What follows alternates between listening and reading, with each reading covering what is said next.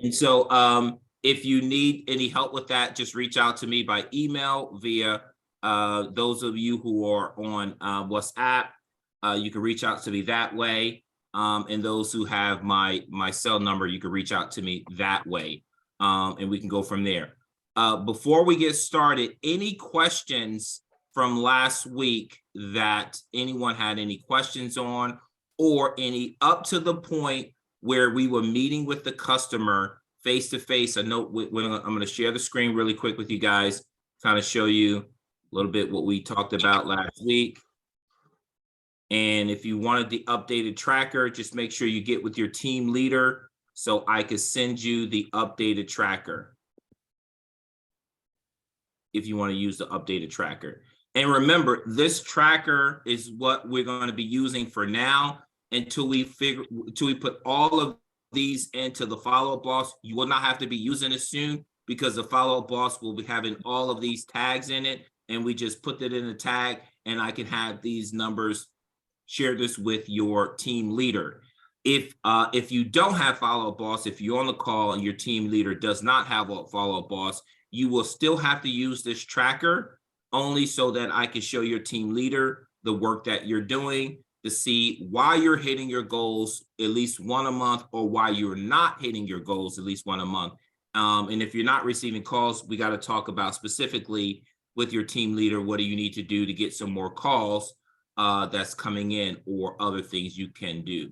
So last week we talked all the way up to the date you met with the buyer face to face. So any questions, anyone has any questions, or any customers or clients or prospects they want to talk to that they received last week up to that point where you met them face to face, whether it's the script, the call score that you're working with, texting your video out. If the house was not available, what did you do? What did you not do? What mistakes that you made? Did the buyer cancel the appointment? Did you have to reschedule? Any of those things that we can discuss so I can give you some best practices up to meeting with the customer face to face.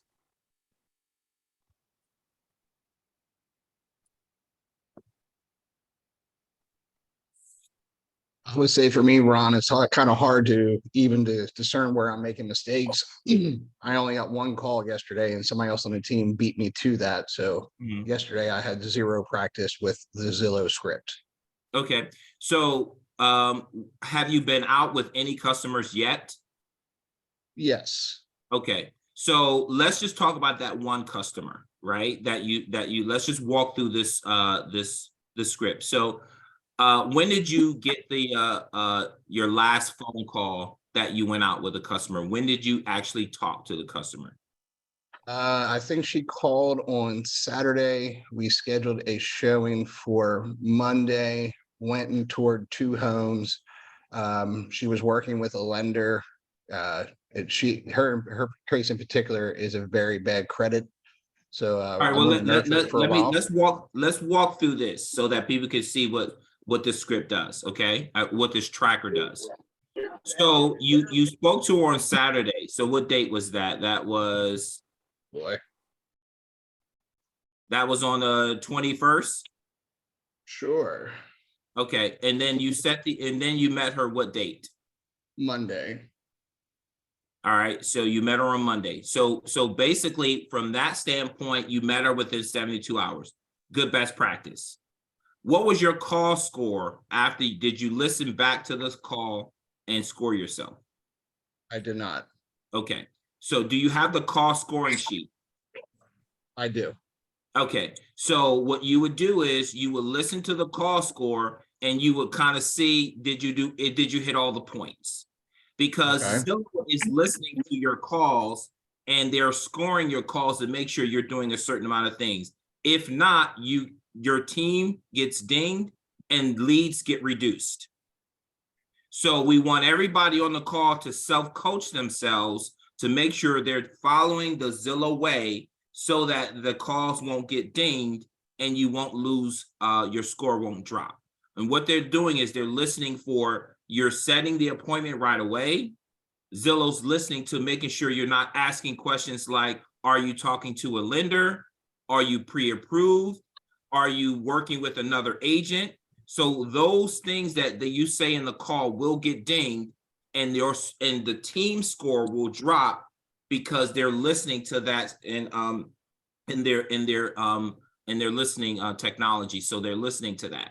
So you want to make sure that you're doing all the right things on the call. So we'll score yourself. So the next thing is, so after that, did you text her a video to that you're going to be meeting with her? I have not. I've yet to make a video that I'm happy with, so I might just need to make one and be happy with it regardless. There you go, Josh. It's real. Yeah. Don't put too much stake in that. Just be natural, be yourself, like what you're wearing right now. You know, just record it. Hey, this is Josh, your Zillow Premier agent. Super excited to meeting you and help you to find the next home. See you soon. That's it, right? And again, what that does is just bring a little bit more relationship to before you meet with her. Now, Gotcha. When you looked up the house that she saw on Zillow, was the house available? Was it under contract, or was you able to show her that home? That house was actually closed on that particular day. We went touring, so I did find 2 other similars in the similar area, and we went and toured those. Okay, good. All right. So then, so after that, when you saw that the house was closed, what was your communication to the customer when you found out that the property was closed? First thing I did was find replacements on MLS, and then when I called her back, let her know that the one that she was most interested in or wanted to see did in fact close, but I found 2 other similars in the neighborhood that she was looking, and asked her if she wanted to see those, and she did. Okay, good. So typically, does anybody want to share with Josh what's the best practice for that?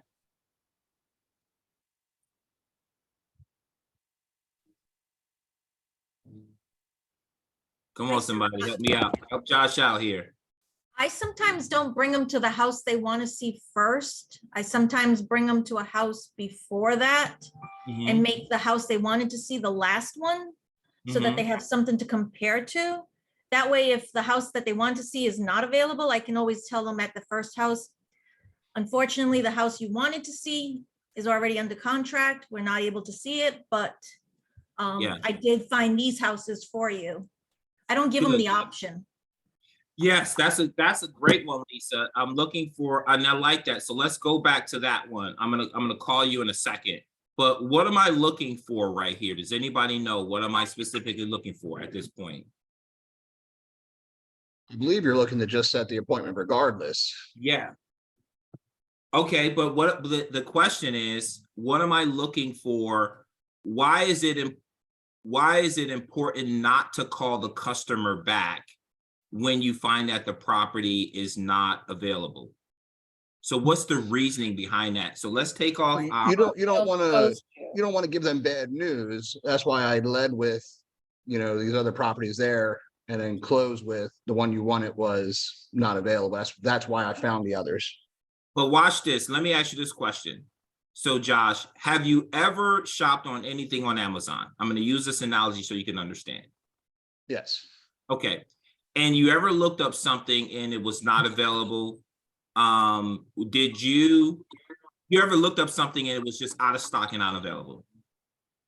Yes. Okay.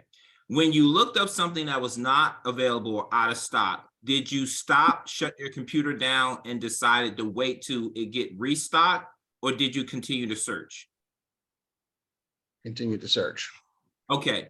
So in the psychology of online shoppers, this is data driven. When you tell a customer that the property is not available, even though you might give her other options, what do you think she's doing? Even though you said, I'm going to still meet you and show other options, what do you think she's doing when she's hanging up the phone with you? Looking at more houses. Looking at more houses. Who gave her that ammunition to go look for more houses? I guess I did. You did. You absolutely did. So even though she's kind to you and saying, oh, okay, So in her mind, just like an online shopper, that means go shop some more because what you found is not available. So she's going to continue to do the work that she did prior to that house. Even though you told her you're going to show her more houses, she's going to want to see what she likes. So you just gave her ammunition to go shopping. Now, if she goes shopping for more houses, right?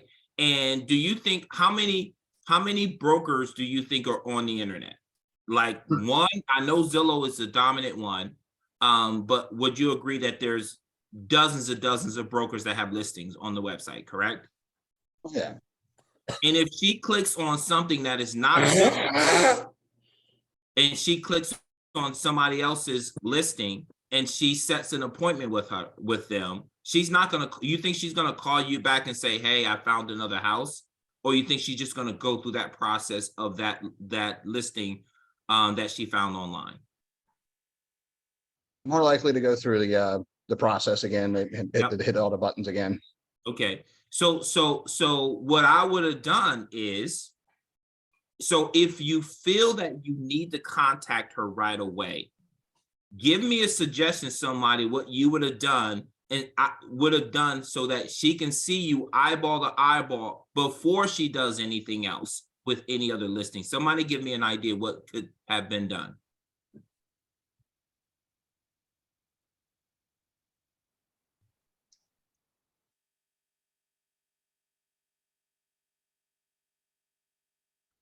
It's in there. Somebody, come on, give me the answer.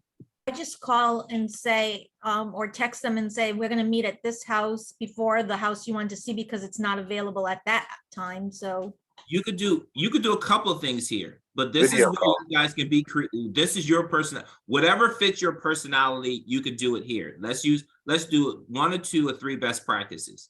A, you could just text her the house that you're gonna meet at, because you in the script you said, Mr. Mrs. Client, we're gonna see several houses while we're out, just so you can compare it to. So I will be texting you the first house we're gonna meet at. So because you already said that, when you text them that one house that you're gonna meet at, you meet at that house. And then when you get to that house, you share with the customer that the other property is not available, but you have a couple of listings that you wanna see. That's 1. 2, if you don't want to drive to the property and you want to Zoom, you text the customer and says, hey, I got some new updates. Can we Zoom at 2 o'clock, 3 o'clock, or whatever, or FaceTime? She says, yes. Then you Zoom and you show her, hey, here's 2 other listings, by the way, that we're going to be working with. Unfortunately, this house was not available. At least the customer saw you eyeball to eyeball. You can change your status from appointment set to met with because you met them face to face. That's another way that you can do that, but you will have those 2 or 3 other properties available that you can do that. Then you can tell the customer, if you see anything on Zillow, why don't you save it so that when we meet face to face, we can see if those things are available, or if you can save it, just we'll reach back out again with each other. And then I can see if those properties, we can set up a time for those properties to go see those properties. The only thing that you're doing, guys, is speed to eyeball. You want those customers to see your eyeballs live faster than they see anybody else's eyeballs. That is the goal. The phone call is an old school technique. Texting is getting outdated too, because again, you might be texting them but the goal is to text them to get them to see you face to face. That's the thing. You want to do everything you can to get them to see your eyeballs before they see any other realtor's eyeballs. That's the goal, because you want them to see your brand, choose you as the agents, because statistics say they have data that says close to 80% of consumers, 80% of new people that you meet online, if they see you face to face, most likely they're going to choose you to be their agent.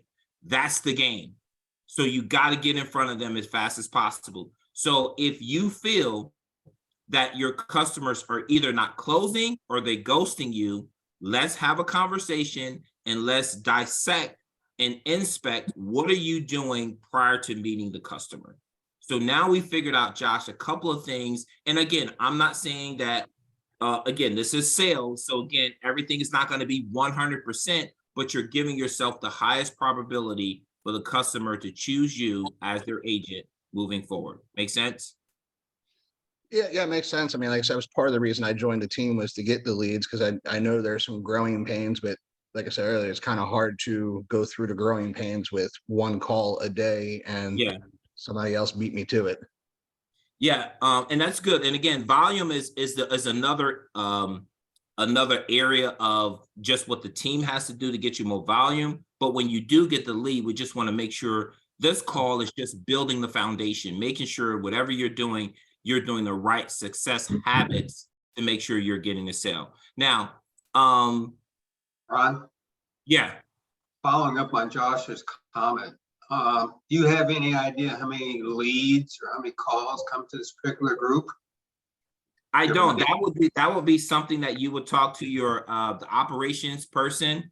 My goal is just to give you guys the foundation when the leads come in. So if you have any areas of concern about how many leads that you're getting, you will have to talk to your operations manager. And that's Megan for our group, I think. Yes, and you have to, yeah, Megan is the person that you would talk to in reference to the flow of leads that you get to.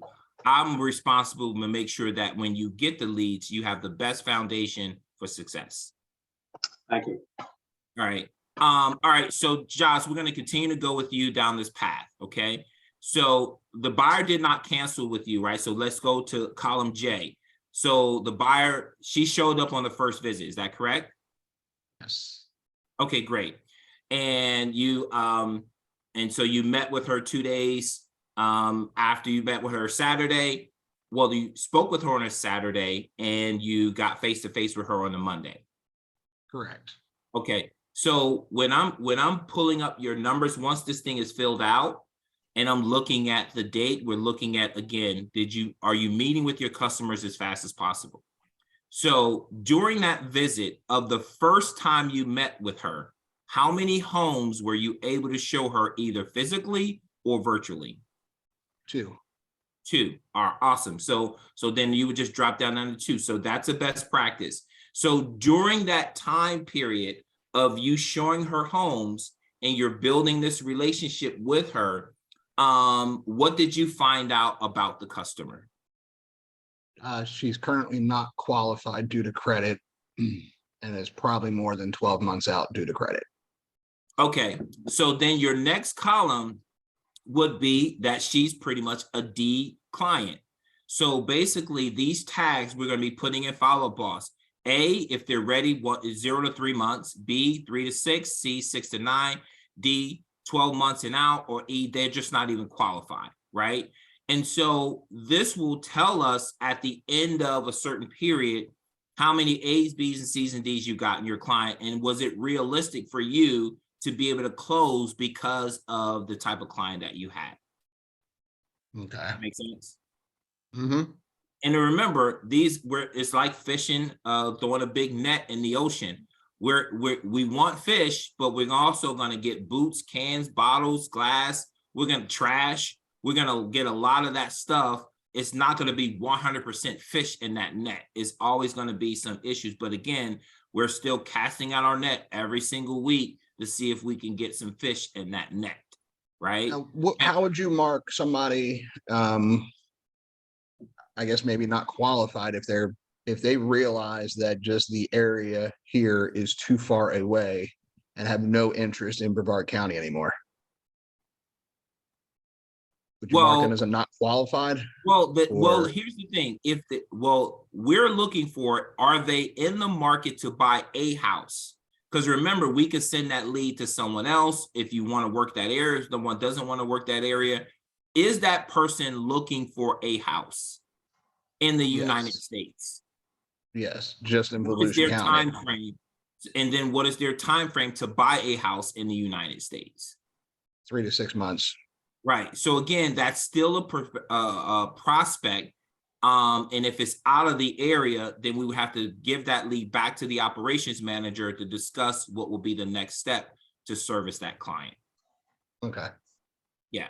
Yeah, I sent that one back to Megan. Well, I told her about it yesterday. That, you know, they wanted to meet up until they put the address in Google Maps and realized Cocoa is not 10 minutes from Port Orange. Got it. Okay, so I'm gonna go through somebody else's. Who wants to do one of their clients on their tracker sheet? Unless either you can volunteer or I'll just call your name out. Going once, going twice.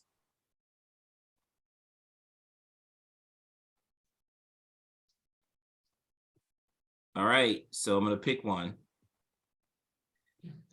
Whitney Ward, good morning. Morning. I'm sick. Sorry. All right, have you used your tracker yet? No. Okay. Do you have a tracker? Yes. Okay. So let's just go through one of your clients. Make sure you get your tracker, because remember, guys, I'm just letting you know, with the operations manager and your team leader, we are reviewing all of what you're doing on the tracker, just so you know what's happening. So when your team leader says, hey, no one's, Josh filled his out, Whitney didn't fill hers out, Rich filled hers out, Alicia didn't fill hers out, because we need the data until we get everything squared away and Follow Boss. Those teams who are on Follow Boss, you will not have to be using this, because all of the tags will be on the Follow Boss. Just be patient so that we can know, give you a good foundation. So Whitney, have you been receiving Flex calls? Yes. Yes. Okay. So let's go over your last customer. Do you remember what was their name? I think it was George. George. Okay. So do you remember the last time you spoke with George?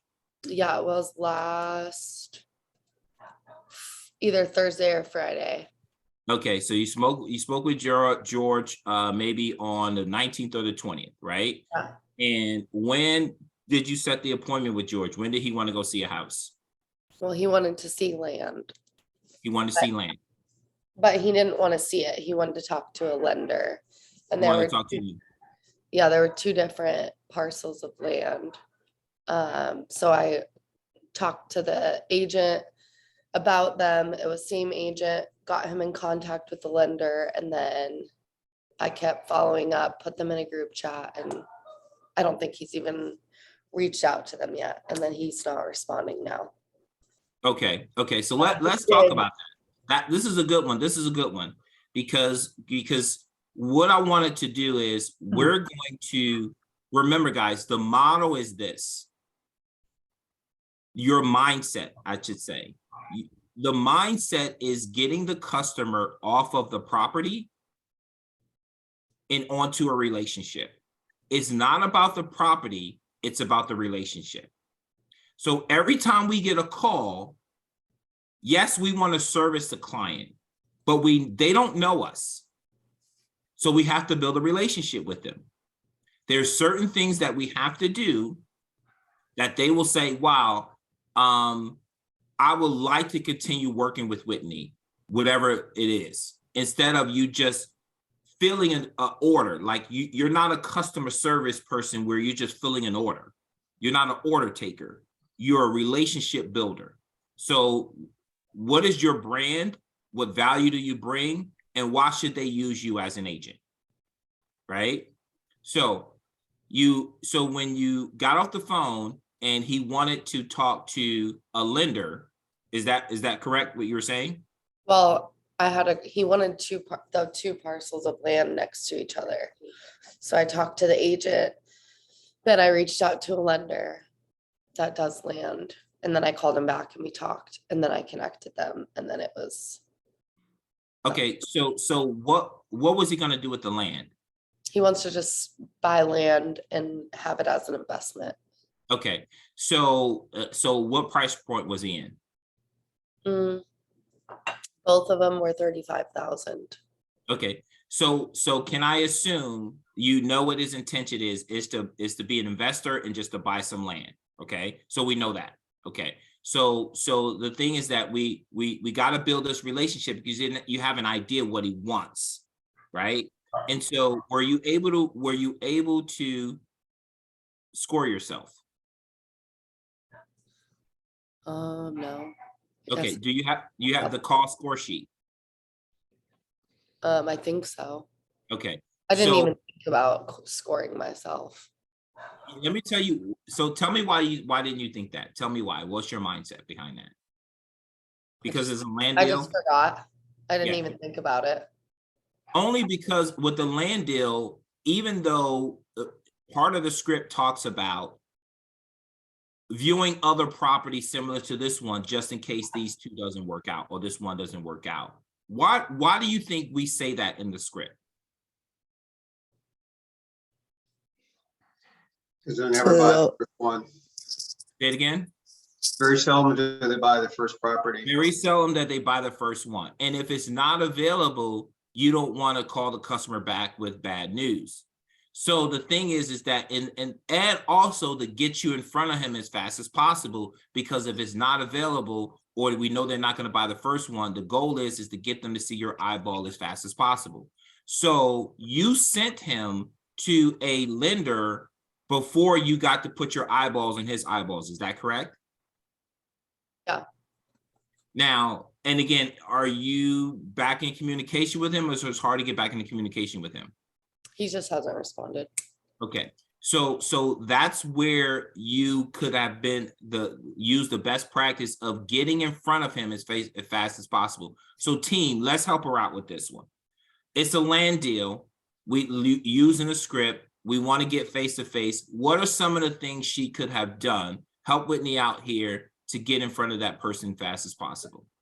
Talk to land with her. A video buyer consultation. A video buyer consultation, great. What's another one?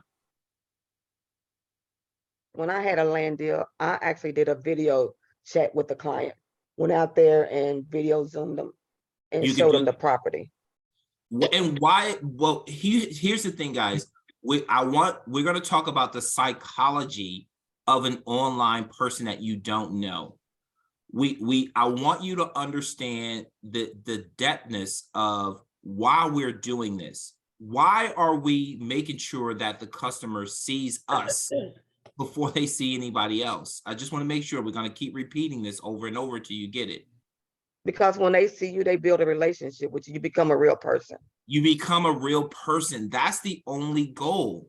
Think about it. When you get an Uber, let's use all the things we're doing that's online, and I'm going to bring this to your reality. Raise your hand if you ever caught an Uber before.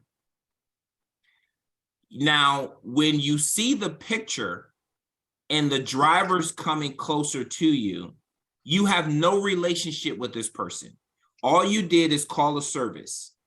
When you get in a car, how many of you start talking to the Uber and then you kind of build this kind of connection? Raise your hand. We've all done that. How long you been driving? How do you do this full time? Et cetera, et cetera. And then all of a sudden, sometimes I get out in the Uber and I go, damn, if I wish I can get this Uber. If I'm in this area again, I wish I can always get this. Raise your hand if you felt like you want that Uber driver again. Why is that happening? Because you met the person face to face, you driving some hour, maybe 20 minutes, 30 minutes, you got some time to kind of build rapport, and then all of a sudden you got to know how many kids they have, they kind of know your family, they kind of know if you're in the city, you're new, whatever, and some click, some don't click. You don't want everyone to drive like, damn, I will never get this Uber driver again, but some do click.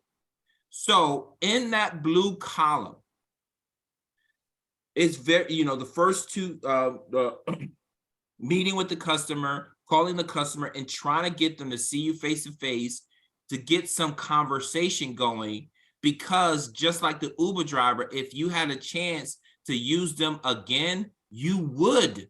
That's what you're trying to accomplish. Too many agents are so transactional, they forget about the relationship. Raise your hand if that makes that analogy made sense. So the next time you get on the phone with a customer, think about the Uber driver. And so, all right, so who was I working with? Who was that? Whitney. Whitney. Okay, Whitney, let's go back to this land customer. Okay, so you got some good tips from the team of things you could have done to get with the customer face to face. Now, imagine if you would have had additional properties outside the 2 that he was looking at, and was either able to show him during one of those several techniques that the team shared with you, whether you did it on face-to-face with Zoom, whether you went out to the properties, whether you did something and you were just showing him some additional properties. Hey, I know you were looking at these properties that was 35,000. I found 3 or 4 more of these properties. There's one here, there's one here. Take a look at this. And you're doing all this face-to-face or eyeball to eyeball. What do you think that happens to human beings when that happens?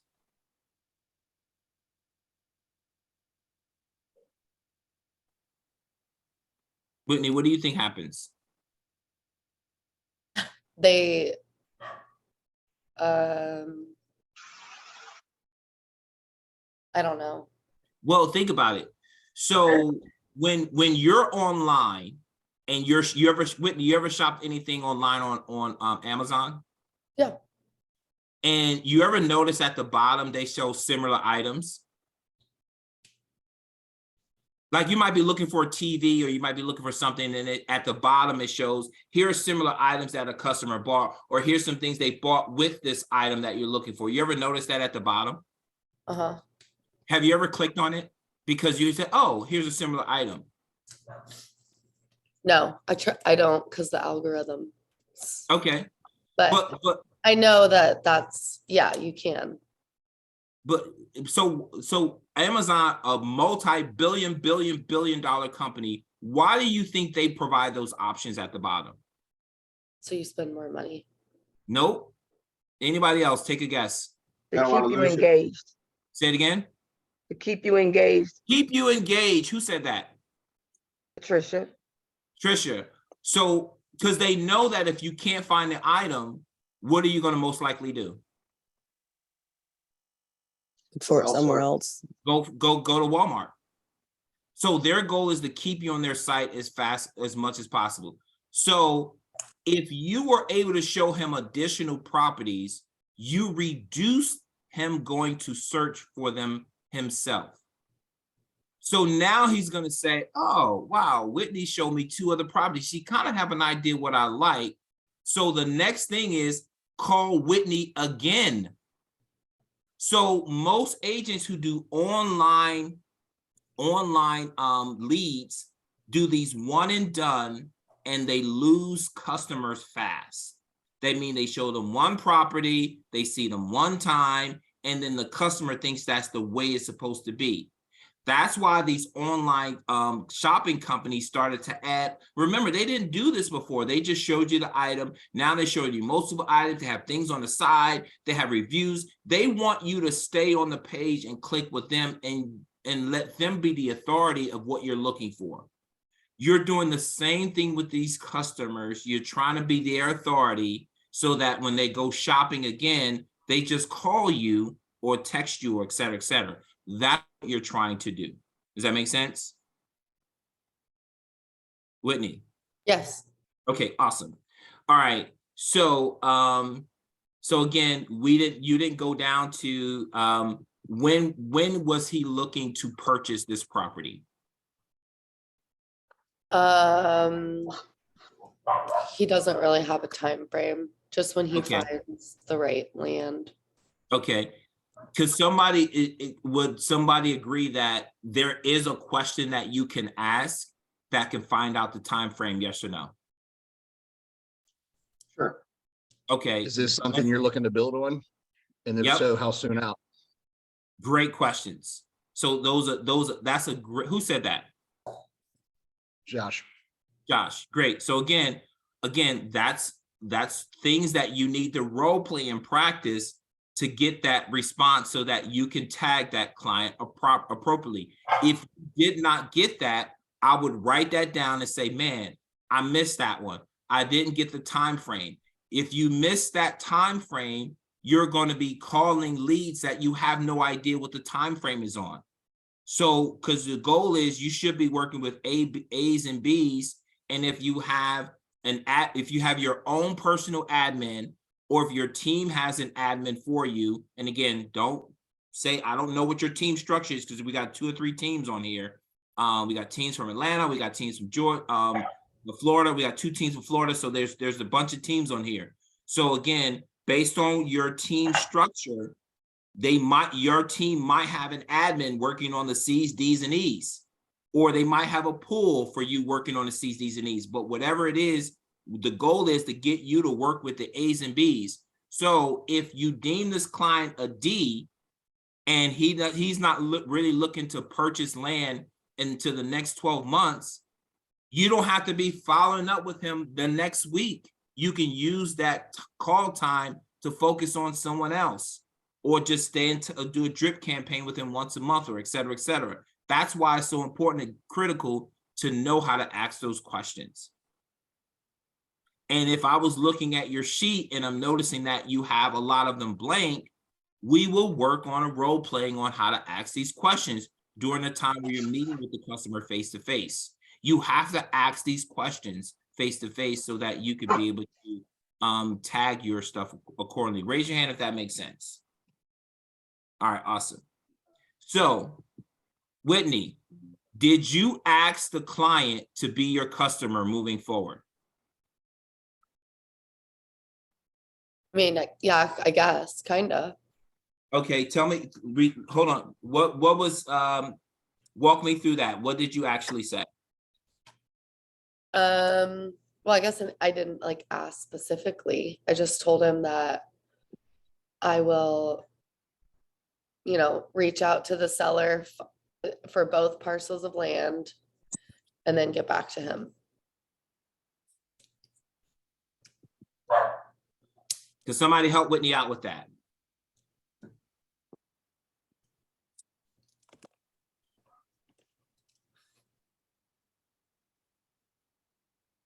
What was the question again that she's supposed to ask? Whitney, so the question is, right after you're meeting with the customer, right? So if you look at this tracker, if we're meeting with the customer face-to-face and we find out that the customer is ready to buy or not, the goal is to ask the customer, if the customer is not going to put in a contract that day that you met with, you showed them 1 or 2 properties and they're not going to put a contract in, what is the goal right after speaking with that customer? Is it to set an appointment, or is it to close the client on choosing you as their agent? What's the next step? Choosing you for a client. Okay, so what is that verbiage? Has everyone put together a closing statement to ask the customer to choose them as their agent?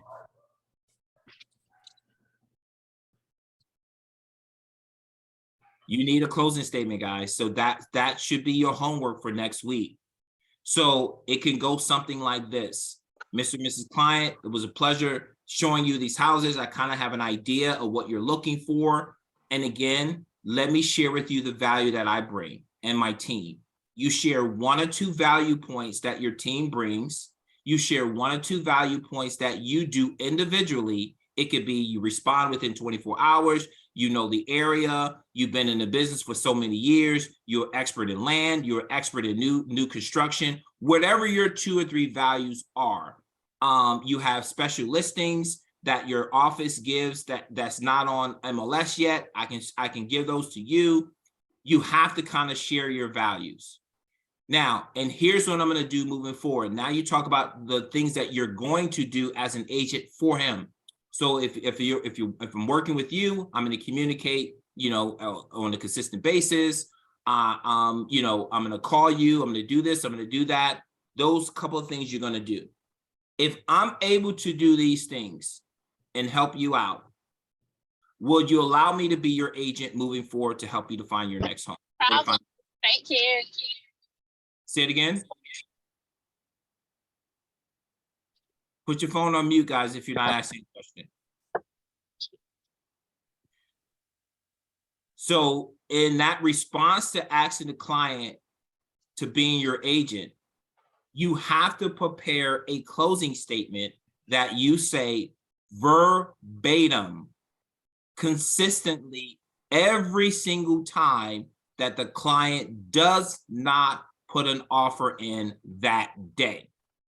So next week, I will be asking every single person to tell me what they wrote. And again, you don't have to memorize it, just write it out. You might have, this might be version 1, version 2, version 3. You have to get comfortable saying that verbatim. Again, why? Let's use the psychology behind this. Can anybody share with me, why is it that we are asking the customer to do business with us and to be allow us to be their agent moving forward? Why are we asking that question? Well, if they don't have any other relationship with anybody else, then now they're locked into, oh, I've already agreed to be this, work with this person. They've asked for my business. They did what, they did their job already. And why would I continue to click on Zillow request for a showing when I could just ask Travis for assistance? So Absolutely. it's that relationship already. Great. Who was that? Travis. Travis, great. Anyone? So Travis, you're absolutely right. There's more to it though, but you're absolutely correct when you're saying that. It commits the person psychologically that they're making commitment with you. It slows them down to going back on the website, searching and clicking, or if anyone else asks them that question, again, they will say, I'm already working with someone. What else is happening here when you ask that question? When you ask the question, and I usually tell them that Zillow's going to send you a request. I'm going to send you a request stating that we'll be working together. You could please click on that link, and that way I will see everything that you see. And then we can move forward with finding you your correct home. And I always ask them, what is it in this home that didn't have what you're looking for? And when they make that connection and they choose you, it's a mental connection between you and them because they made the choice, not you forcing them to be their agent. Because when people make a choice, they commit to it. Yes, so what you're describing, who was that talking? Patricia. So Patricia, so those are some those are some things you're doing along the way. And that's not incorrect in what you're saying, right? But that's not a strong commitment to ask them to work with you. There has to be a strong commitment to ask them to work with you. If you're going to do all of those things to help them to find their next home and you're adding value to them, it's okay to ask the client to work with you, to do business, so that you're going to spend multiple hours, because you're not getting paid by the hour. So if you got to get some type of commitment, hey, if I'm going to move forward and do this, are we going to work together? So that's what you want to know. But anybody else, take a shot at it.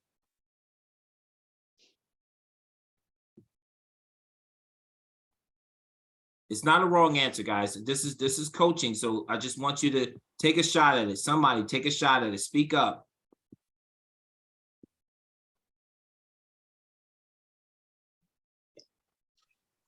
Should I start calling out names? Let's see here.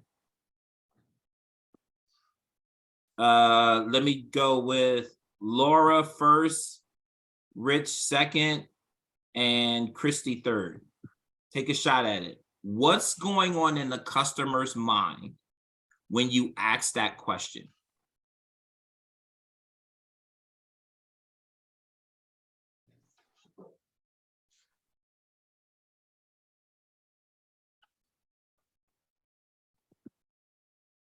Rich, you first. Can't hear you, Rich. You're on mute.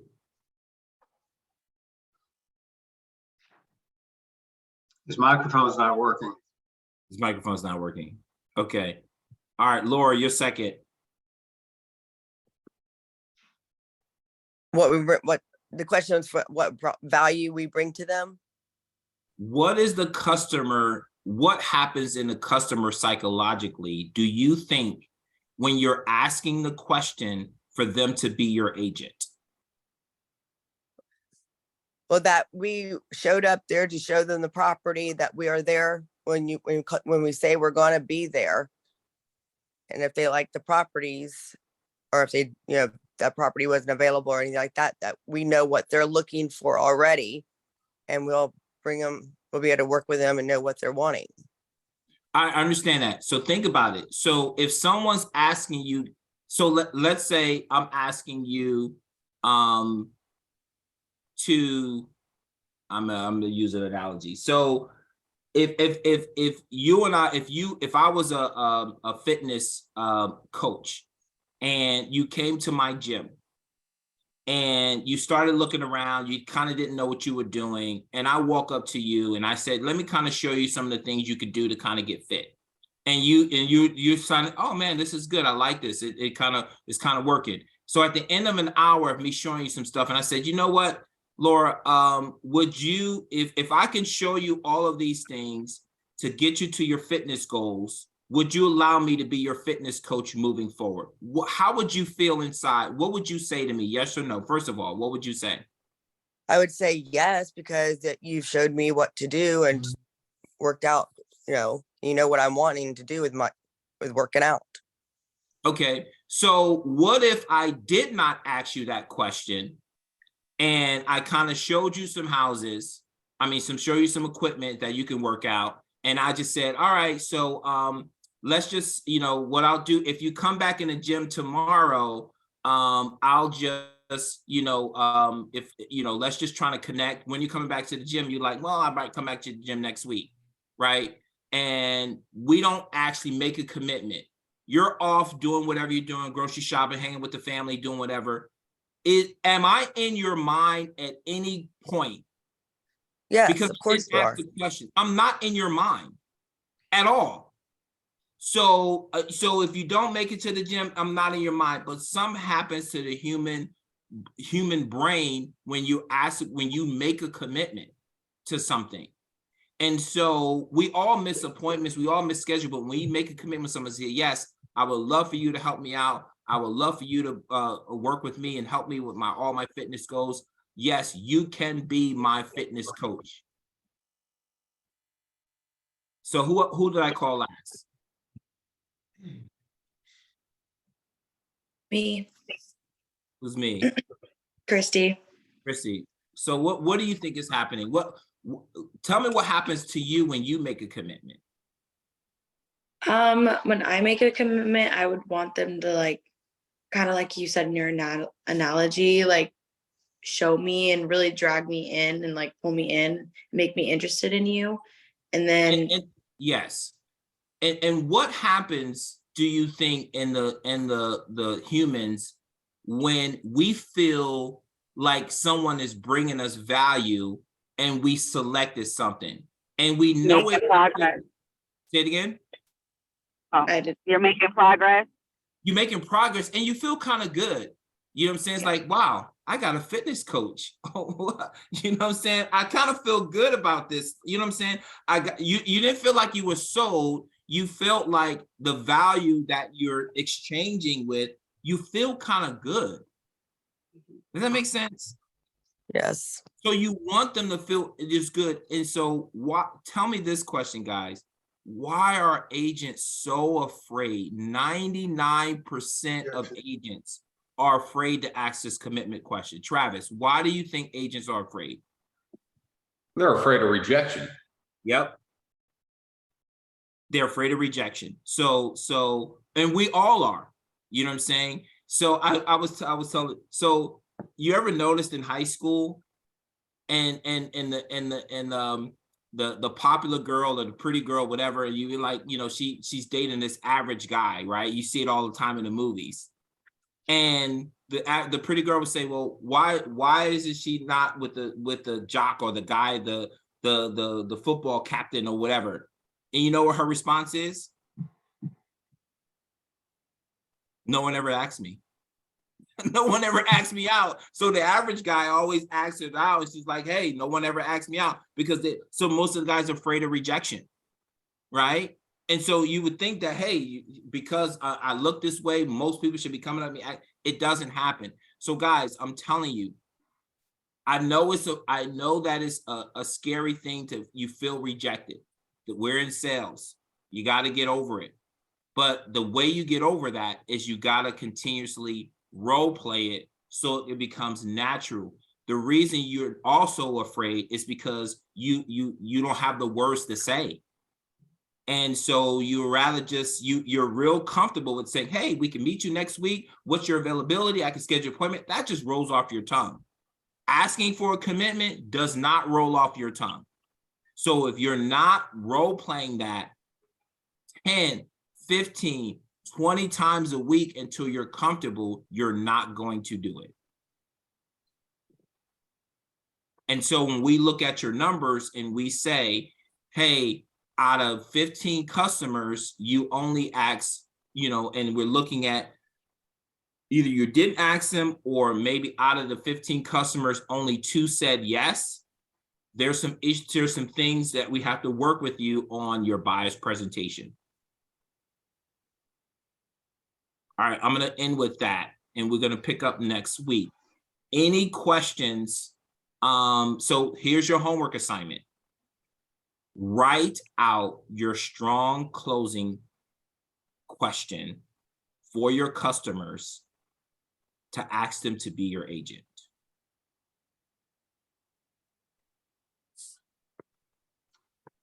Hey, Ron, I got a question. Yeah. Hey, Russ. First off, I'm not sure how often we're supposed to be sending these tracker sheets. And You don't have to send them. They are, if you share them with me, like once you share them with me, I see them instantly. And how do we share them with you? So all you have to do is go to the top here. Oh, I see. Okay. Very good. That, and then put your person's name, put my name in there and your operations manager's name in there too as well, that email address, and you instantly share it with us. Okay. One more question, if you don't, if you have time. Yep. Once we create this video, we're going to store it on YouTube. Okay. Yep. I'm not sure how to link that to. Well, you put the link in our email. Is that what you do? Yeah. So when you create the link, you take the link out, you copy it, and you paste it into the Zillow CRM or your CRM when you're texting it back to the customer. So they still have to click on it. It doesn't automatically open up. It doesn't. Right. They're going to have to click on it. And they know it's a YouTube video, so they will click on it because everybody wants to see a video. So you can attach that to an email or something to that effect. Or even text. You could. I would do it through text. Text. Okay. Thank you. Yep. So what is this video? This is my Question first on that call topic. on the team. What is the video, YouTube video? The YouTube video is you're recording yourself, texting us a 30-second introduction. Hi, this is Ron, your Zillow Premier. After you hang up the phone with them, right? You want to create a generic video. Just say, hey, this is Ron Hutchison, your Zillow Premier agent. Looking forward to you to helping you find your home. And that's it. And then you create that video, put it on YouTube, upload it to YouTube, get the link, and send that out every time you get off the phone with a customer and you schedule an appointment. Okay. Is there a reason we just don't save it on our phone and text it through that, or no? What, you mean every single time? Right. As far as just text the actual video itself instead of a YouTube link. Well, I'm just doing it because of time. Okay, fair enough. Yeah, it's just a time thing because some people are getting 20, 30 calls, and so they can't do it every single time. It's just like send the click, they got the link, send it, and they're done. Gotcha. Yeah. All right, guys, it's 9:30. If any other last minute questions. All right, you got your homework assignments. If you need to reach out, any questions, those who on WhatsApp, you can text me on WhatsApp. You can text me or email if you have any questions prior to next week. So what I want to see next week is your closing question written out, and just remember how many clients you met eyeball to eyeball, and what's your goal for the week. So did you hit it or did you not hit it? All right, guys, talk to you next week. Take care. Bye.